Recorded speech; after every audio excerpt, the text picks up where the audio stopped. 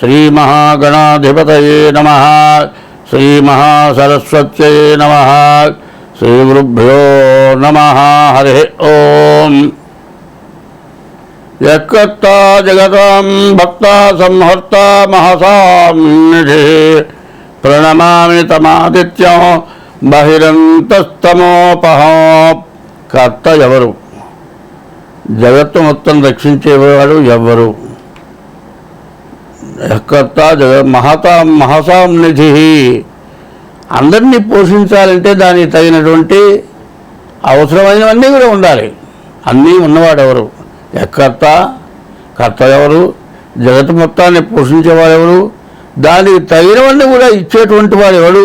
యత్కర్త జగతాం భర్త సంహర్త మహసాం నిధి. మన ఇంట్లోకి కావాలంటే 2 నెలలకు 3 నెలలకు సరుకులు తెచ్చుకుంటే పుచ్చిపోవడం, పురుగు పట్టడం జరుగుతుంది. మన్ని సంవత్సరంగా జీవితం మొత్తం రక్షణ చేస్తూ ఉన్నాడు అంటే ఎప్పటికప్పుడు అన్నీ పుట్టిస్తున్నాడు.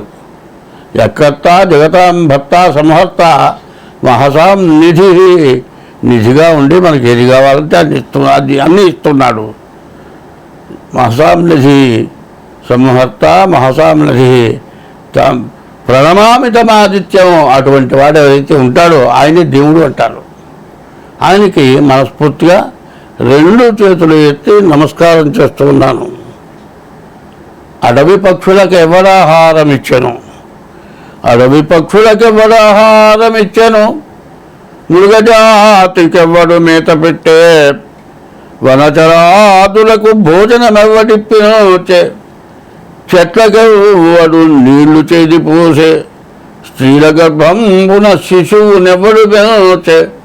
పనులకెవ్వడు సంగె పరగపాలు? జీవకోట్లను పోషింపనివి కాని వేరే ఒకదాత లేరయ్య వెతికి చూడ. అడవిలో ఉన్న పక్షులకి ఆహారం ఎవరు ఇచ్చారు? మృగాలన్నిటికీ కూడా ఆహారం ఎవరు పెట్టారు? వనచరాదులు, వనంలో తిరిగేటువంటి లేళ్ళు, మరి దుప్పులు ఇట్లాంటివి చాలా ఉన్నాయి. ఆవులు ఉన్నాయి, ఎద్దులు కూడా ఉన్నాయి. వాటికి అన్నిటికీ మేత ఎవరు పెట్టారు? అడవి పక్షులకు ఎవడు ఆహారం ఇచ్చాను? మృగజాతికి ఎవడు మేత పెట్టే? వనచరాదులకు భోజనం ఎవడిప్పించే? వనం తిరిగేటువంటి జీవరాశులు మన దగ్గర బరగొడ్లు ఉన్నాయి, ఆవులు ఉన్నాయి, మేకలు ఉన్నాయి, పాలు ఇస్తున్నాయి, ఆ పాలు తాగుతున్నారు. అటువంటి అడవిలో కూడా ఉన్నాయి. మనమే కాదు మేపుతుంది, అక్కడ కూడా అది కూడా మేత దొరుకుతుంది. అది కూడా భగవంతుడు ఇస్తున్నాడు. మృగజాతికి ఎవరు మేత పెట్టే? వనచరాదులకు భోజనం ఎవడిప్పించే? వనంలో పుట్టినటువంటి జీవరాశులు చాలా ఉన్నాయి. పాల దగ్గర నుంచి ఎవరు ఇచ్చారు? దారి ఎట్లా చూపించారు? నీడలో ఎట్లా ఉండాలి? మరి పసిపిల్ల పుట్టిన తర్వాత పక్కా ఇవన్నీ కావాలి కదా. మరి అడవిలో కూడా మనుషులు ఉన్నారు, అక్కడ పిల్లల్ని కన్నారు, వాళ్ళని ఎవరు రక్షించారు? మరి అడవి పక్షులకు ఎవరు ఆహారం ఇచ్చారు? మృగజాతికి ఎవరు మేత పెట్టే? వనచరాదులకు భోజనం ఎవడిప్పించే? చెట్లకెవడు నీళ్ళు చేరిపోసే? మనం చెట్లు పెంచుతున్నాం, పూల చెట్లు, రోజు కాసి నీళ్ళు పోస్తున్నాం, లేకపోతే చచ్చిపోతున్నాయి. అట్లాంటి చెట్లకి అడవిలో ఎవరు పెంచారు? ఎవరు నీళ్ళు పోశారు? చెట్లకెవడు నీళ్లు చేరిపోసే? స్త్రీల గర్భంబున శిశువుని ఎవరు పెంచే? గర్భంలోంచి బయటికి రంగానే మెత్తని పక్క కావాలి, చెవులో గుడ్డ కావాలి, గాలి తగలకూడదు. మరి ఇవన్నీ కూడా తల్లి పాలు ఇవ్వాలి, లేకపోతే కనీసం వేరే పాలు ఇవ్వాలి, డాక్టర్ చెప్పిన పాలు ఇవ్వాలి. ఇవన్నీ భూమి మీద పడ్డ తర్వాత కదా. తల్లి గర్భమునందు శిశువునే వడి పెంచే? పనులకు ఎవడు సంగే పలగ పాలు? మరి సర్పాలు గుడ్లు పెట్టి పిల్లలు పొదుగుతాయి. ఆ పొదిగిన తర్వాత నోటికి దగ్గరలో తిరిగిన పిల్లల్ని తినేస్తుంది. తప్పించుకుపోయినవే బాగుపడతాయి, బతుకుతాయి.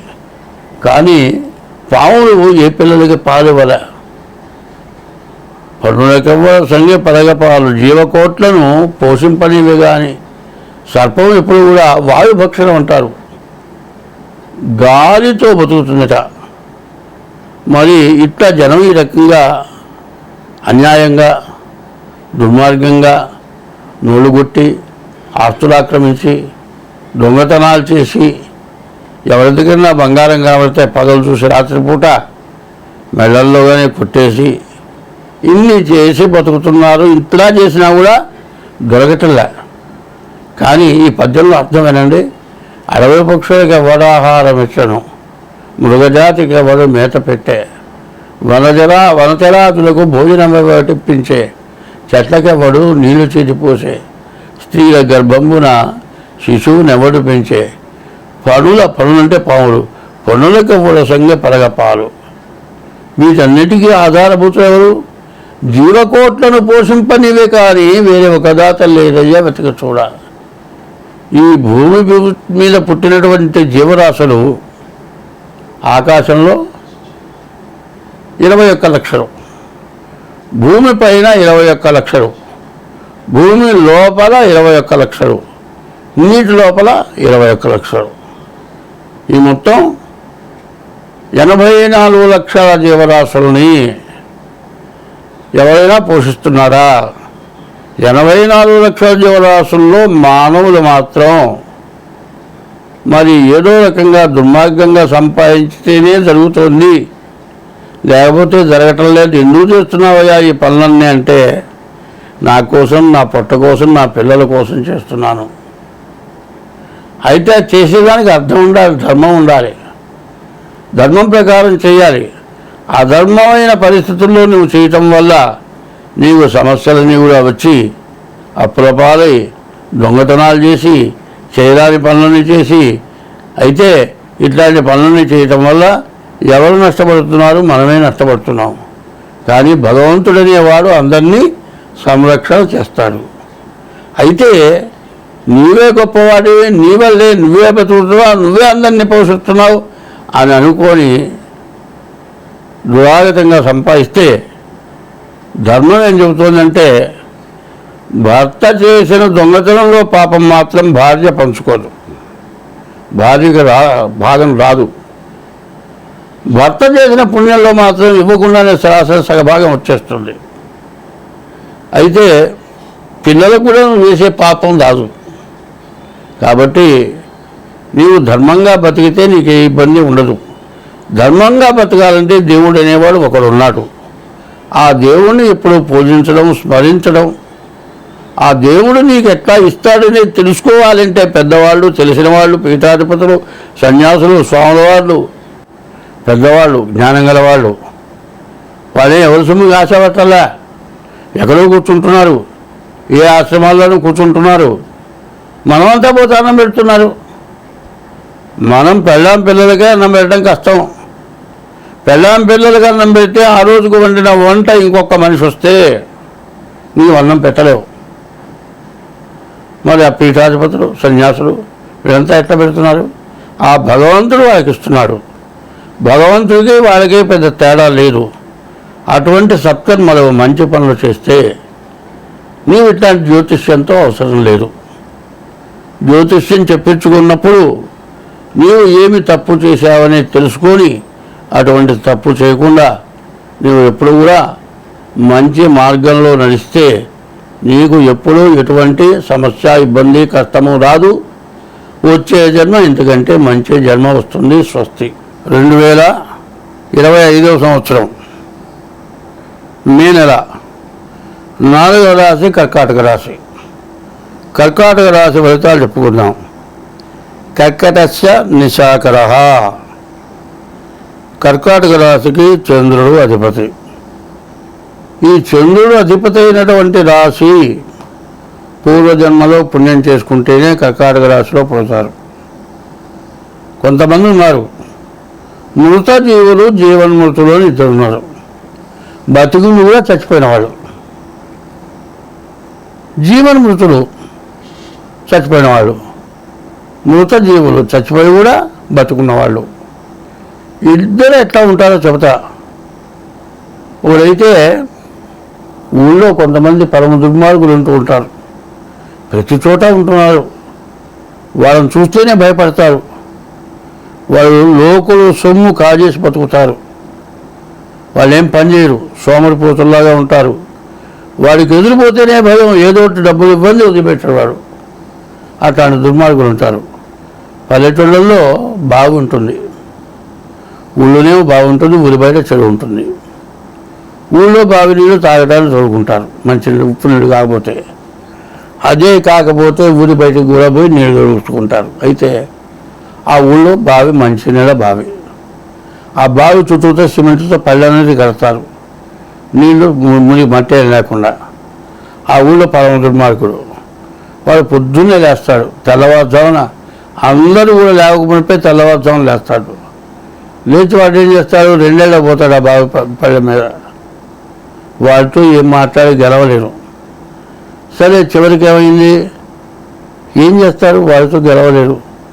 వాడు వెళ్ళిన తర్వాత చూసి కూడా దూరంగా ఉండి వాడు వెళ్ళిన దాకా మురుకొని, వాడు వెళ్ళిన తర్వాత 4 బకెట్లు తోడి ఆ పెంటంతా పోయేట్టుగా నీళ్లు కొట్టేసుకొని శుభ్రంగా కడుక్కొని, మన కర్మిట పట్టిందిరా, పిల్లలకైతే పసిపిల్లలకైతే చేసాము, ఏళ్ళు వచ్చిన వాళ్ళకి మన ఇంట్లో ఎవరికైనా చేస్తున్నామా, వారికి ఏదో రుణం మనం అనుకొని తిట్టుకుంటూ నీళ్ళు తోడుకుంటూ పోయేవాడు. చివరికి వాడు పెద్దవాడు అయిపోయినాడు, సాగు దగ్గరికి వచ్చింది. ఇక బతకాలనుకున్నాడు.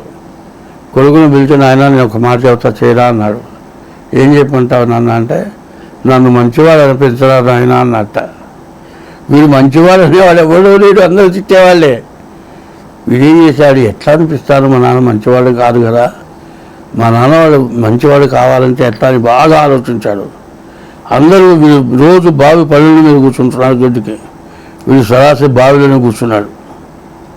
అప్పుడు అన్నట్ట, అరే సత్యనాడే మంచివాడురా, వాడు బావి పళ్ళలో కూర్చుంటే కాస్త నీళ్ళు కొట్టుకొని నీళ్ళు తోడుకునేవాడు, వీడు బావిలోనే కూర్చున్నాడు, ఈ బావి నీళ్ళు తోడుకుంటానికి లేకుండా పోయింది అని తిట్టుకున్నట్ట. అట్లాగే వాళ్ళు బతుకుండి కూడా చచ్చిపోయిన వాళ్ళ కింద లెక్క. అయితే చచ్చిపోయి కూడా బతుకున్న వాళ్ళు ఉన్నారు, వాళ్ళు ఎవరో చెప్పుకుందాం. ఇప్పుడు మనం చాలా చూస్తున్నాం, వివేకానందుడు, రామకృష్ణుడు, మరి బోసు, సుభాష్ చంద్రబోస్ ఇంగ్లీష్ వాళ్ళతో పోరాడి దేశాన్ని తెచ్చాడు.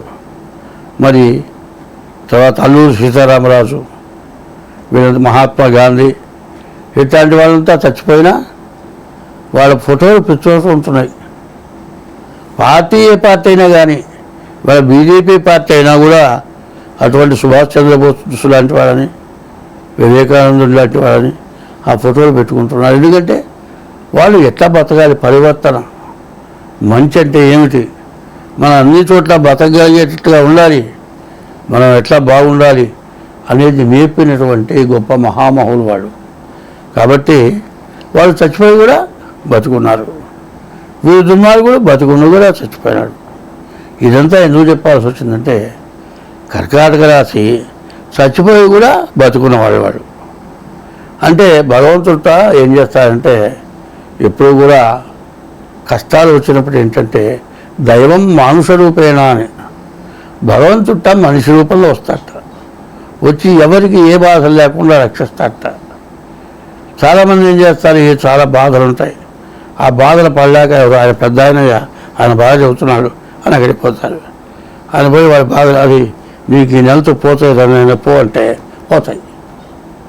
వాళ్ళు ఎటువంటి వాళ్ళు, ఏ వివేకానందుడు లాంటి వాళ్ళు, లేకపోతే అల్లూరి సీతారామరాజు లాంటి వాళ్ళు, మరి దైవభక్తి కలిగినటువంటి మహానుభావులు, అట్లాంటి వాళ్ళు మళ్ళీ ఎందుకు పుడతారు, మనమంతా చెడిపోతుంటే మనల్ని రక్షించడానికి పుడతారు.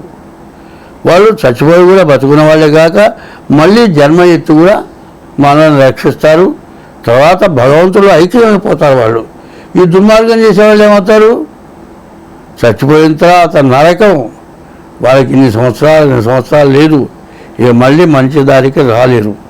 కాబట్టి ఈ కర్కాటక రాశి ఎట్లాంటిదంటే, పూర్వజన్మలో నేను చెప్తున్నా, వివేకానందుడు, మహాత్మా గాంధీ అట్లాంటి పనులు చేసి అందరికీ మేలు చేసి, ఆ రోజుల్లో కనీసం రైల్లో వాడు ఇంగ్లీష్ వాడు కూర్చుంటే, సీటు మీద వాడు కూర్చుంటే, వాళ్ళ కాళ్ళ దగ్గర మనం కూర్చుంటే, రైలు పోయేటప్పుడు వాడు జాడించేదంటే పోయే రైల్లో నుంచి కింద పడి చచ్చిపోయిన వాళ్ళు ఉన్నారు. అంత కష్టాలు పడ్డారు. అటువంటి కష్టాలు తీర్చిన వాడు మహాత్మా గాంధీ. మరి అట్లాగే వివేకానందుడు, తర్వాత అల్లూరి సీతారామరాజు, వీరకాపాండ్య కట్టబ్రహ్మణ, ఇట్లాంటి వాళ్ళంతా కూడా పోరాడి వాళ్ళ జీవితాలు అర్పించి మనం చక్కగా బతకడానికి మార్గం చూపించారు. వాళ్ళ ప్రాణం తీసుకొనైనా సరే మనకు మార్గం చూపించారు. అటువంటి వాళ్ళు మళ్ళీ కూడా ఖచ్చితంగా పుడతారు, దాని గురించి అనుమానమే లేదు. వాళ్ళు మంచి చేసినప్పుడు ఏం చేస్తారు? ఇప్పుడు కూడా వాళ్ళ ప్రధానమంత్రి ఉన్నారండి, రాష్ట్రపతి ఉన్నారండి. ఈ రాష్ట్రపతి ఎమ్మెల్యే ఎంపీలంతా కలిసి ప్రధానమంత్రిని ఎన్నుకుంటారు. ఈ ప్రధానమంత్రి ఏం చేస్తాడు? మిగతా మంత్రుల్ని ఎన్నుకుంటాడు. ఎట్లా? వాళ్ళు మంచివాళ్ళు వాళ్ళకి ఆ పదవి ఇచ్చిన తర్వాత ఆ పదవిలో ఎంతో మేలు చేసే వాళ్ళని చూసి ప్రధానమంత్రి మిగతా మంత్రుల్ని ఎట్లా ఎన్నుకుంటారో భగవంతుడు ఆ మంచివాళ్ళని అందరూ బాగుండేట్టుగా చూడమని భగవంతుడు కూడా దైవం మానుషుల రూపేణా అని అట్లాంటి మనుషుల్ని పంపిస్తారు. కాబట్టి ఈ కర్కాటక రాశి అట్లా పూర్వజన్మలో పుణ్యం చేసుకున్న వాళ్ళు పుట్టిన రాశి కర్కాటక రాశి. ఆ రాశిలో త్రేతాయుగంలో రామచంద్రుడు పుట్టాడు, 3 యుగాల నుంచి పూజింపబడుతున్నాడు. కానీ ఈ కర్కాటక రాశి వాళ్ళకి శత్రువు అనేవాళ్ళు ఉండరు, అందరితో మంచిగా ఉంటారు. నాది కూడా కర్కాటక రాశి. నాకు ఇప్పుడే 52 సంవత్సరాలు వచ్చినాయి. మొన్న మార్చి 30 వరకు శని అస్తమంలో ఉన్నాడు. మూడోసారి శని అస్తమానికి వచ్చాడు. 3వసారి శని అస్తమానికి వచ్చిన తర్వాత ఇంతవరకు బతికిన వాడిని నేను కళ్ళతో చూడా. నేను బతకను, నేను చచ్చిపోతాను అని ఖచ్చితంగా చెప్పా. నాకు జరిగిన దెబ్బలు కూడా అంతే, మోకాల ఆపరేషను. అసలు ఆ కట్టు కట్టుంటే చూసేవాళ్ళు ఏడ్చారు. అని మూలగలే నేను. ఎందుకంటే కష్టం వచ్చినప్పుడు భగవంతుడిని స్మరించాలి. నాకు రాముడే దేవుడు, రామ రామ రామ అనేవాడిని. ఎంత నొప్పి వస్తే అంత శబ్దంతో రామా అని వచ్చేవాడిని. అట్లా ఉండి మానిపోయి ఇవాళ మళ్ళీ భూమి మీద కాలు పెట్టి తిరుగుతున్నాను అంటే ఆ రామచంద్రమూర్తిని ప్రతివాళ్ళు చైత్రమాసంలో శ్రీరామనవమి రోజున ఆయన కళ్యాణం చూసి అక్షతలేసుకుంటారు. అటువంటి గొప్పవాళ్ళు పుట్టిన నక్షత్రం మరి కర్కాటక రాశి అయింది. అటువంటి రాశిలో పుట్టినందుకు నా జన్మ ధన్యమైందని నేను కూడా వాళ్ళకి అనుకుంటున్నా. అటువంటి రాశిలో 2 సంవత్సరాల 6 మాసాలు మార్చి 30కి అప్పటిదాకా అష్టమంలో శని ఉన్నాడు. నరకాలను అనుభవించారు. నేను కూడా నరకం అనుభవించి చచ్చిపోతే బాగుంది అనుకున్నా. ఆ కాలు విరిగినప్పుడు, ఆ కట్లు కట్టినప్పుడు దాదాపు 15-16 కుట్లు, చీము రక్తం అట్ట గుడ్డ పెట్టి తుడిస్తే కారేది. అంత బాధపడే రోజు కూడా చచ్చిపోతే బాగుంది అనుకున్నా. కానీ ఈ కుట్లేసి కట్టుకట్టి అన్నీ చేసినా కూడా నేల మీద తిరగలేను అనుకున్నా. మళ్ళీ నేల మీద తిరుగుతున్నా. కారణం ఏంది? భగవంతుడు మన యందు ఉండబట్టి, మనం ఆశీర్వదిస్తూ ఉండబట్టి జరుగుతుంది. అటువంటి కర్కాటక రాశి చాలా బాగుంది. ఇక్కడి నుంచి ఈ కర్కాటక రాశికి బుధుడు, శుక్రుడు, రవి ఈ గ్రహాలు పూర్తిగా బాగున్నాయి. తర్వాత గురువు, కుజుడు మాత్రం పూర్తిగా బాగాలేరు. విద్యకు ఇబ్బంది, వైద్యం కావాల్సి వస్తుంది, అనారోగ్యాలు రావచ్చు, యాక్సిడెంట్లు కావచ్చు. ఇటువంటి సమస్యలు మాత్రం ఉన్నాయి. వీటిని ఎంత జాగ్రత్త పడితే అంత మంచిది. ఎప్పుడు కూడా మనకు దెబ్బ తగిలినప్పుడు లేకపోతే ఏ జరుగు చేసినప్పుడు దాని మందుతో పాటు యాంటీబయాటిక్ అని ఇస్తారు. యాంటీబయాటిక్ అంటే మనలో ఉన్నటువంటి బలహీనతను పోగొట్టి బలం చేకూర్చి వ్యాధిని నిర్మూలించడానికి ఇస్తారు. అట్లాగే భగవంతుడు అనేవాడు వీళ్ళ యందు ఎప్పుడు ఉంటాడు. కాబట్టి వీళ్ళు ఎప్పుడు భగవంతుడిని స్మరిస్తారు. నేను చెప్పినా ఈ కర్కాటక రాశి వాళ్ళు దేవుని స్మరిస్తూనే ఉంటారు. వీళ్ళకి ఈ గురువు కుజుడు వల్ల మాత్రం కాస్త ఇబ్బంది ఉన్నది. ఒక 6 నెలల పాటు మాత్రం తప్పదు. వాళ్ళు శనికి గురువుకి జపం చేయించుకోవాలి, కుజుడికి గురువుకి జపం చేయించుకోవాలి. ఇది కాకుండా వివాహం కావడానికి కూడా మంచి అవకాశం. జాగ్రత్తగా జాతకాలు చూపించుకొని చేసుకోండి. ఎట్లా పడితే అట్లా చేసుకుంటే మళ్ళీ కాపురాలు నిలవు. కాబట్టి రాశివాళ్ళు ఏం చేయాలి అంటే, ముందు ఇది చెబుతోంది గోచారం. మరి 25 వంతులే జరిగేది. మొత్తం 100 వంతులకి 75 వంతులు కూడా జరగాలంటే పుట్టిన తారీఖు, నెల, సంవత్సరం ద్వారా మీ జాతకాలు జరుగుతాయి. ఎప్పుడు కూడా ఏమిటంటే నేను చెప్పేది, అంతా బాగుందండి నాకు ఇబ్బంది వచ్చింది అంటాడు ఒకడు. ఎందుకు వస్తుందా అని ఖాళీ దెబ్బలు వెళ్తే దానికి మందు వాడకపోతే అది తిరగబెట్టి పెట్టి వేలు తీసేసిందాకా వచ్చి నువ్వు మందులు వాడకుండా కట్టుకట్టకుండా దారిన నడిచి ఆ మట్టి అంతా నీ కాలి కొట్టుకొని సేఫ్టీకై వేలు పోయే పరిస్థితి వచ్చింది. అదే వేలు దెబ్బతగలంగానే కట్టు కట్టించుకుంటే నీకేం రాదు ఈ రాశి వాళ్ళకి. అట్లా సొంతం ఏమీ చేసుకోవద్దు. కాబట్టి జాతకం చూపించుకోండి. జాతకం చూపించుకొని దానికి తగినట్లుగా ఏదైనా దోషాలుంటే నివారణ చేసుకోండి. ఈ రాశి వాళ్ళకి ఇటువంటి మంచి రోజులు ఎప్పుడు రావు. కాబట్టి జాగ్రత్త పడండి. స్వస్తి.